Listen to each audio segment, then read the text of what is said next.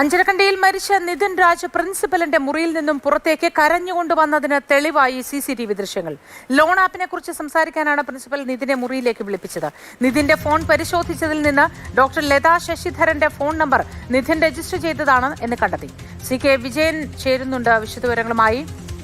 CK Vijayan, ചില പ്രത്യേക കണ്ടെത്തലുകൾ ഈ ഘട്ടത്തിൽ പുറത്തേക്ക് വരുന്നു. അതിലൊന്ന്, പ്രിൻസിപ്പലിന്റെ റൂമിൽ നിന്നും കരഞ്ഞുകൊണ്ട് നിതിൻ പുറത്തേക്ക് ഇറങ്ങി വരുന്നത് CCTV ദൃശ്യങ്ങളിലുണ്ട്. ഈ ലോൺ ആപ്പിനെ പറ്റി സംസാരിക്കാനാണ് വിളിപ്പിച്ചത് എന്ന് മനസ്സിലാക്കുന്നു. ഒപ്പം ഈ ലോൺ ആപ്പിൽ രജിസ്റ്റർ ചെയ്തിരിക്കുന്ന നമ്പർ ഈ അധ്യാപികയുടേതാണ്, അത് നിതിൻ തന്നെ രജിസ്റ്റർ ചെയ്തതാണ് എന്നും പറയുന്നു. എന്താണ് വിശദവിവരങ്ങൾ വിജയൻ? ഏതായാലും പോലീസിനെ സംബന്ധിച്ചിടത്തോളം നിർണായകമായ വിവരങ്ങൾ, CCTV ദൃശ്യങ്ങൾ, രേഖകൾ എല്ലാം തന്നെ കിട്ടിയിട്ടുണ്ട്. ജീവനക്കാരുടെ മൊഴികളും ഇന്നലെ തന്നെ എടുത്തിട്ടുണ്ട്, വലിയൊരു ശതമാനം ആൾക്കാരുടേതും. ഇനി ചില സഹപാഠികളുടെ മൊഴിയാണ് എടുക്കാൻ വേണ്ടി ഇന്ന് പോലീസ് ശ്രമിക്കുന്നത്. അതിലേറ്റവും പ്രധാനപ്പെട്ട കാര്യം എന്ന് പറയുന്നത് ഈ ആത്മഹത്യയിലേക്ക് നയിച്ച ഏറ്റവും വലിയ കാരണം എന്താണ് എന്നാണ്. ഇമ്മീഡിയറ്റായ ആ സമയത്തുണ്ടായിരുന്ന കാരണം എന്താണെന്നാണ്. അതിന് ഉള്ള തെളിവാണ് ഇപ്പോൾ പോലീസിന് ലഭിച്ചിട്ടുള്ളത്.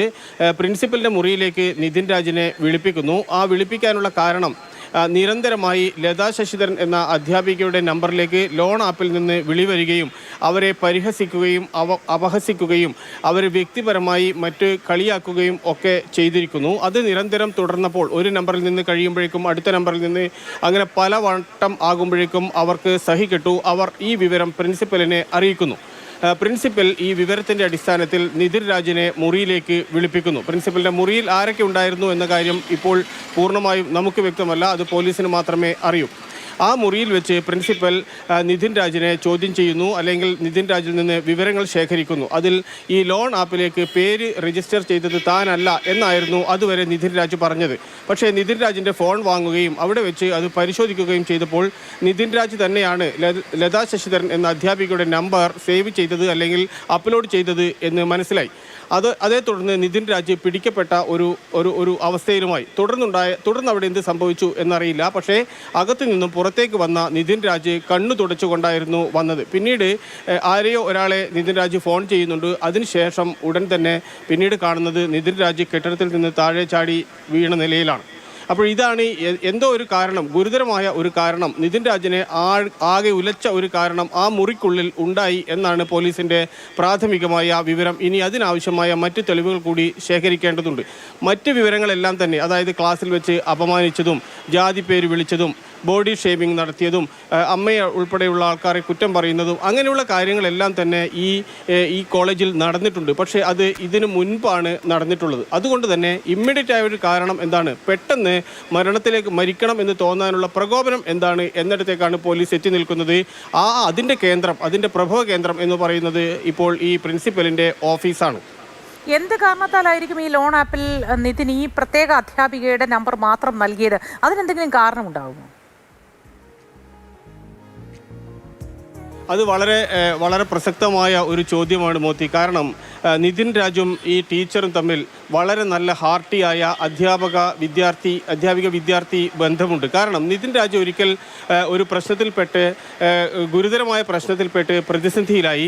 നിതിൻ രാജിൻ്റെ കോളേജിലേക്ക് നിരന്തരം അതുമായി ബന്ധപ്പെട്ട വിഷയങ്ങൾ വന്നു. അതിൻ്റെ വിവരങ്ങൾ ഇപ്പോൾ പോലീസ് ശേഖരിച്ചിട്ടുണ്ട്. പക്ഷേ അങ്ങനെ ഒരു ഘട്ടം വന്നപ്പോൾ നിതിൻ രാജിനെ അനൗദ്യോഗികമായി മാറി നിൽക്കാൻ, അതായത് സസ്പെൻഷൻ എന്ന് പറയുന്നില്ല, ഒരു മാസക്കാലം മാറി നിൽക്കാൻ വേണ്ടി ആവശ്യപ്പെടുന്നു. അങ്ങനെ നിതിൻ രാജ് അവിടെ നിന്നും വീട്ടിലേക്ക് തിരിച്ചു പോകുന്നു.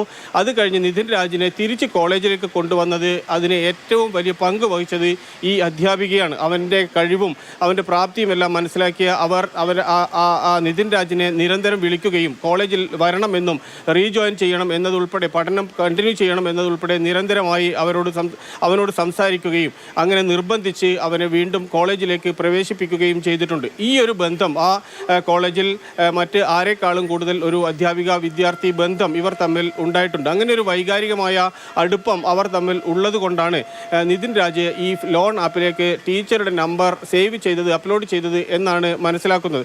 ആദ്യമൊന്നും ഈ കാര്യത്തെക്കുറിച്ച് ലതാ ശശിധരൻ പരാതി പറഞ്ഞിരുന്നില്ല, പ്രശ്നങ്ങൾ ഉണ്ടായിരുന്നില്ല. പക്ഷേ പിന്നീട് നിരന്തരം ലോണിൻ്റെ ഇൻസ്റ്റാൾമെൻറ്റ് അടക്കാൻ വൈകുകയും അതോടൊപ്പം ഭീഷണി ഉണ്ടാവുകയും പിന്നീട് അതൊരു പ്രത്യേക രീതിയിലേക്ക് അവരുടെ വ്യക്തിത്വത്തെ തന്നെ ചോദ്യം ചെയ്യുന്ന രീതിയിൽ ലോൺ ആപ്പിൽ നിന്ന് കോളുകൾ വരികയും ശല്യപ്പെടുത്തുകയും ഉപദ്രവിക്കുകയും ചെയ്തപ്പോഴാണ് ഇത്തരത്തിലൊരു കംപ്ലൈൻറ്റ് അവർ പ്രിൻസിപ്പലിന് നൽകിയത് എന്നാണ് ഇപ്പോൾ ലഭിക്കുന്ന വിവരം. ശരി, സി കെ വിജയനാണ് വിശദവിവരങ്ങൾ പങ്കുവച്ചത്. ഈ CCTV ദൃശ്യങ്ങളിൽ പ്രിൻസിപ്പലിന്റെ മുറിയിൽ നിന്നും നിതിൻ കരഞ്ഞുകൊണ്ട് ഇറങ്ങി വരുന്നത് ഉണ്ട്. ഒപ്പം തന്നെയാണ് ഈ സംഭവങ്ങളും ലോൺ ആപ്പിന്റെ കാര്യങ്ങളും. സി കെ വിജയൻ, ഒരു കാര്യം കൂടി, ഈ ലോൺ ആപ്പിൽ നിന്നും ലോൺ എടുക്കുന്നവർക്ക് മാനസികമായി വലിയ പീഡനങ്ങൾ അനുഭവിക്കേണ്ടി വരും. അവരുടെ ഫോൺ ഹാക്ക് ചെയ്ത് അവരുടെ സേവ് ചെയ്തിട്ടുള്ള നമ്പറുകളിലേക്ക്, വേണ്ടപ്പെട്ടവരുടെ നമ്പറുകളിലേക്ക് വിളിച്ച് അനാവശ്യങ്ങൾ പറയുക, ആ നമ്പറുകളിലേക്ക് ഇവരെ കുറിച്ചുള്ള മോർഫ് ചെയ്ത ചിത്രങ്ങളോ ദൃശ്യങ്ങളോ ഒക്കെ അയച്ചു കൊടുക്കുക, അശ്ലീല ദൃശ്യങ്ങൾ അയച്ചു കൊടുക്കുക തുടങ്ങി പലതും ഈ ലോൺ ആപ്പുകാർ ചെയ്യാറുണ്ട്. അങ്ങനെ നിവർത്തികേട് കൊണ്ട് മാത്രമായിരിക്കും ഈ അധ്യാപിക നിയമത്തിന്റെ വഴിക്ക് ഈ കാര്യങ്ങൾ നടക്കട്ടെ എന്നുള്ളത് കൊണ്ട് പരാതി നൽകിയത്. അത് നിതിൻ ഈ നമ്പർ രജിസ്റ്റർ ചെയ്തു എന്ന തരത്തിലുള്ള ഒരു പരാതി ആവണമെന്ന് പോലും ചിലപ്പോൾ കാണില്ല, അല്ലേ? തീർച്ചയായും അതെ. കാരണം വളരെ ചെറിയ തുക മാത്രമേ ലോൺ എടുത്തതായി നമുക്ക് വിവരമുള്ളൂ, 14,000 രൂപ. അതിൻ്റെ അടവ് വൈകിയതാണ്. അത് നമ്മൾ ഇന്നലെ നൽകിയ വാട്സപ്പ് ചാറ്റിൽ നമുക്ക് കാണാൻ വേണ്ടി കഴിയും. ആദ്യം 10,000 രൂപ തരാം, അതിനുശേഷം അടുത്ത ഇൻസ്റ്റാൾമെൻറ്റായി ബാക്കി തുക തരാം എന്നൊക്കെ ഈ ലോൺ ആപ്പുമായി നടത്തിയ നിതിൻ രാജ് നടത്തിയ ചാറ്റ് നമ്മൾ ഇന്നലെ നൽകിയ ദൃശ്യങ്ങളിലുണ്ട്. അപ്പോൾ ഈ 10,000 രൂപ അടക്കുന്നതിന് വേണ്ടിയുള്ള ശ്രമത്തിനിടയിലാണ് ഈ പ്രശ്നങ്ങളെല്ലാം തന്നെ നടക്കുന്നത്. ഈ അധ്യാപികയ്ക്കെതിരെ നമുക്ക് പറയാൻ അറിയില്ല എത്രമാത്രം അവിടെ നിന്ന് ഇൻസൾട്ട് ഉണ്ടായിട്ടുണ്ട് എന്നുള്ളത്. കുറേ ഭാഗം നമുക്കറിയാം, പക്ഷെ അത് പറയാൻ പറ്റില്ല. ഇവരെ ചേർത്ത് പല പ്രശ്നങ്ങൾ ഉണ്ടാക്കാൻ വേണ്ടി ഈ ലോൺ ആപ്പ് നമ്പറിൽ നിന്ന് കോളുകൾ, ശല്യപ്പെടുത്തലുകൾ വന്നിട്ടുണ്ട്. അത് ഒരു നമ്പറിൽ നിന്ന് മാത്രമല്ല, ഒരു നമ്പറിൽ നിന്ന് വിളിച്ച് അതിന് മറുപടി പറയുമ്പോഴേക്കും അടുത്ത നമ്പറിൽ നിന്ന് മറ്റൊരു കോൾ വരും, അത് കഴിയുമ്പോഴേക്കും അടുത്ത കോൾ വരും. അങ്ങനെ നിരന്തരമായി അവരെ സംബന്ധിച്ചിടത്തോളം ഒരു ഡോക്ടർ, അധ്യാപിക എന്ന നിലയിൽ അവരുടെ വ്യക്തിത്വത്തെ ആകമാനം ചോദ്യം ചെയ്യപ്പെടുന്ന ഒരു ഘട്ടം എത്തിയപ്പോഴാണ് അവർ പരാതിയുമായി പ്രിൻസിപ്പലിനെ സമീപിച്ചത്. അപ്പോഴും നിതിൻ രാജാണ് നമ്പർ അപ്ലോഡ് ചെയ്തത് എന്ന പൂർണ്ണമായും സ്ഥിരീകരണം ഉണ്ടായിട്ടില്ല. പക്ഷേ ആ മുറിയിൽ വെച്ച് ഈ നിതിൻ രാജിൻ്റെ ഫോൺ പരിശോധിച്ചുവെന്നും ആ പരിശോധനയിൽ നിതിൻ രാജ് തന്നെയാണ് അധ്യാപികയുടെ നമ്പർ അപ്ലോഡ് ചെയ്തത് എന്നും മനസ്സിലായിട്ടുണ്ട്. അതേ തുടർന്നാണ് പിന്നീട് ആ മുറിക്കുള്ളിൽ പ്രശ്നങ്ങൾ ഉണ്ടാകുന്നതും ഒരുപക്ഷെ മരണത്തിലേക്ക് നയിക്കാനായ കാരണം അവിടെ ഉണ്ടാകുന്നത്.